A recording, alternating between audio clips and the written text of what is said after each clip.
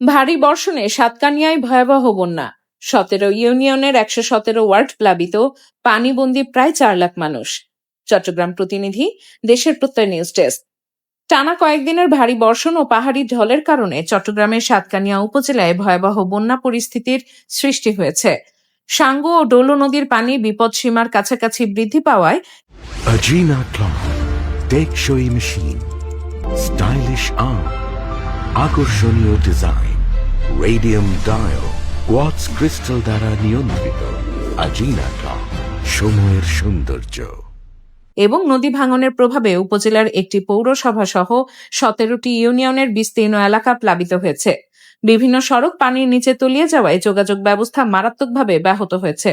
বর্তমানে দুর্গত এলাকার মানুষের চলাচলের প্রধান ভরসা হয়ে উঠেছে নৌকা।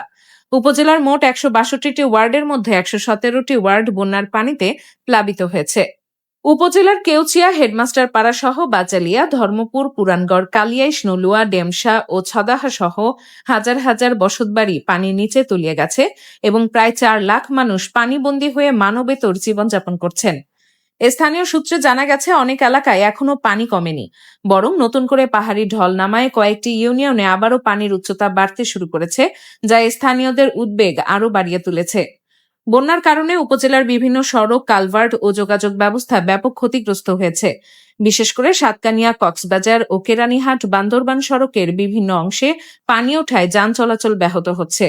অনেক এলাকায় সড়ক যোগাযোগ কার্যত বিচ্ছিন্ন হয়ে পড়েছে, ফলে সাধারণ মানুষের দুর্ভোগ চরমে পৌঁছেছে।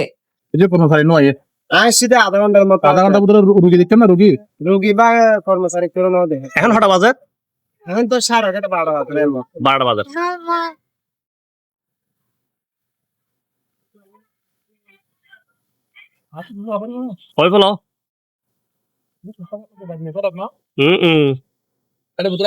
উপজেলা প্রশাসন জানিয়েছে, বন্যা দুর্গত মানুষের জন্য 89টি আশ্রয় কেন্দ্র প্রস্তুত রাখা হয়েছে।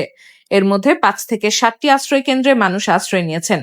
পানি কিছুটা কমতে শুরু করায় কয়েকটি পরিবার নিজ নিজ বাড়িতে ফিরে গেলেও অধিকাংশ মানুষ এখনো পানিবন্দী অবস্থায় রয়েছেন।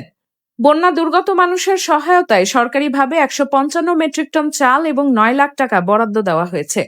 উপজেলা প্রশাসনের পক্ষ থেকে এসব ত্রাণ সামগ্রী ক্ষতিগ্রস্ত পরিবারগুলোর মাঝে পর্যায়ক্রমে বিতরণ করা হচ্ছে বলে জানানো হয়েছে। এদিকে স্থানীয়দের অভিযোগ, পর্যাপ্ত ত্রাণ, বিশুদ্ধ পানি ও প্রয়োজনীয় চিকিৎসা সেবার অভাব রয়েছে। তারা দ্রুত ক্ষতিগ্রস্ত সড়ক মেরামত, পর্যাপ্ত ত্রাণ বিতরণ এবং নদী ভাঙন প্রতিরোধে কার্যকর ও স্থায়ী ব্যবস্থা গ্রহণের দাবি জানিয়েছেন। অন্যথায় বন্যা কবলিত মানুষের দুর্ভোগ আরও দীর্ঘায়িত হওয়ার আশঙ্কা রয়েছে। অয়ন্তী সরকার, বর্ষা, দেশের প্রত্যয় নিউজ ডেস্ক।